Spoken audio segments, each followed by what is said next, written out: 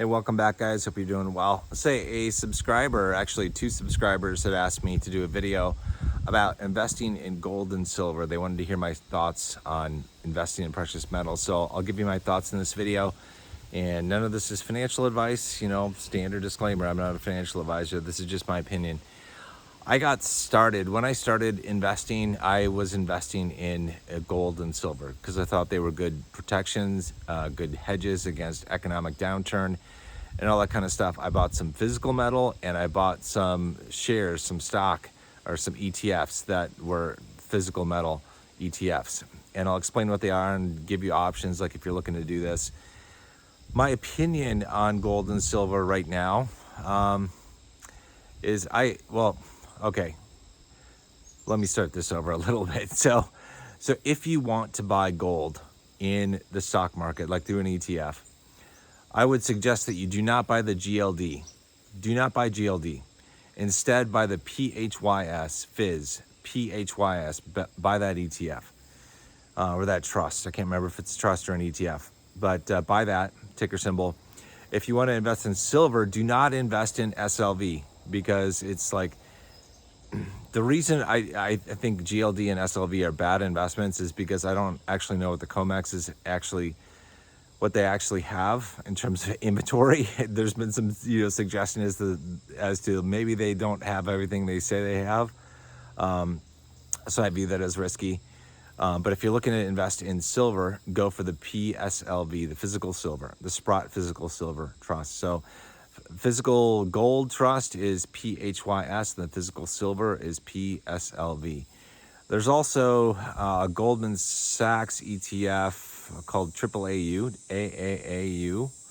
That is a gold ETF. I think it's an ETF that you can invest in as well.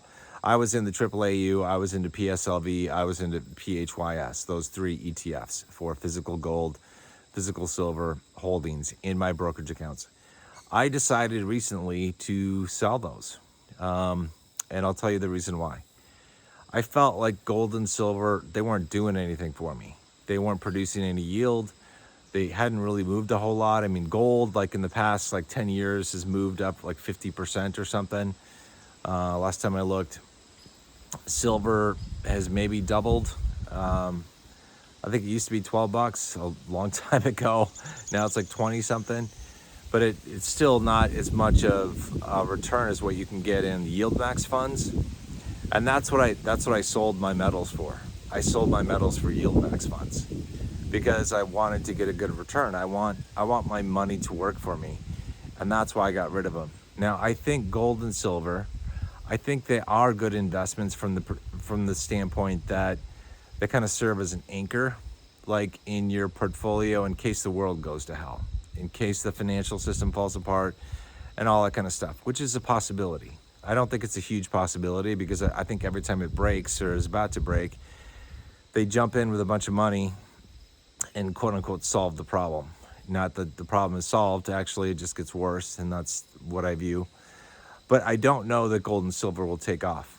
I don't know that they'll do a moonshot like some people think that they would. There are people, if you follow people like Bo Polney on YouTube, like he thinks silver could take off, especially in gold too, but especially silver. I don't buy into that. I don't think that we're in that type of system. I don't think that the people that are in charge of the system would allow that to happen. So I would, if you're going to invest in gold and silver, I wouldn't put too much there. That's just my opinion. If you want to put some there to feel safe and secure if everything goes to hell, okay, do that. But, so consider this. Like, let's say everything goes to hell in the financial system.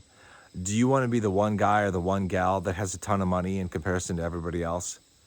No. Like, you're not going to want to walk up to a pawn shop or a coin dealer and try to sell gold or silver. You're not going to want to do that. So it's use case in a serious economic crisis, I think is I don't know, it's overblown.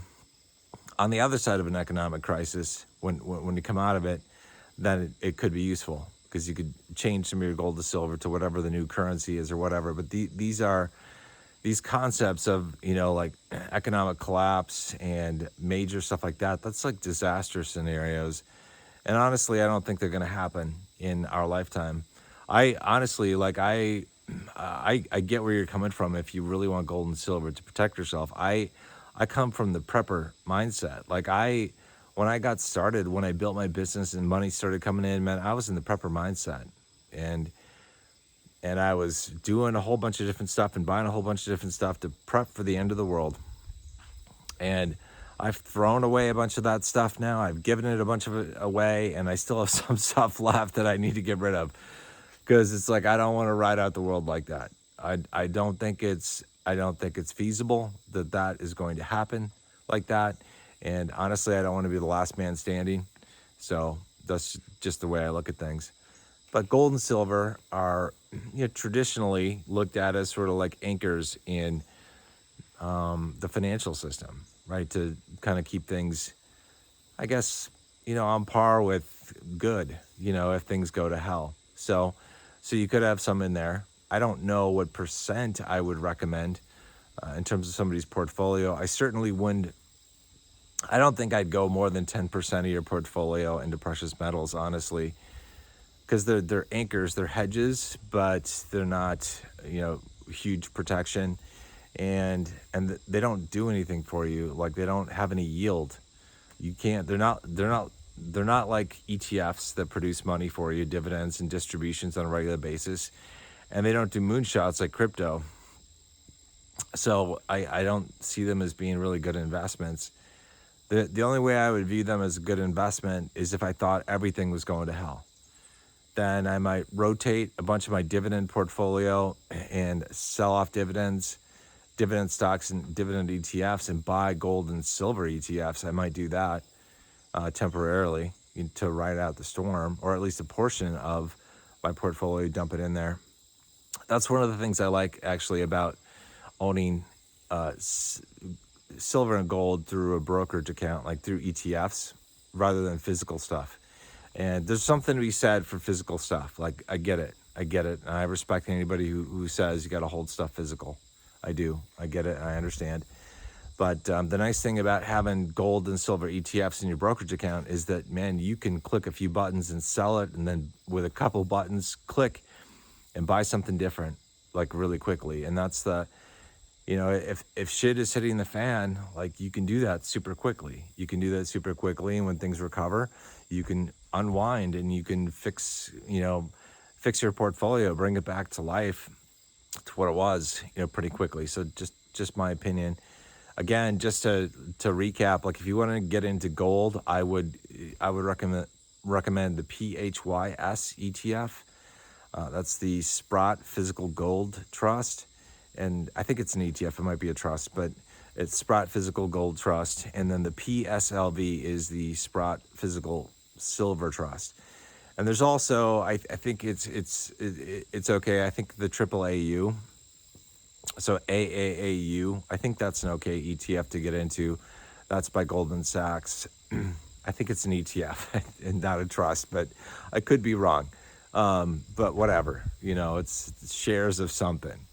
So I would advise you to not go into GLD or SLV, and you can do the research on your own. Like, I learned that it had to do with the reason people didn't like it and warned against it was that they didn't think that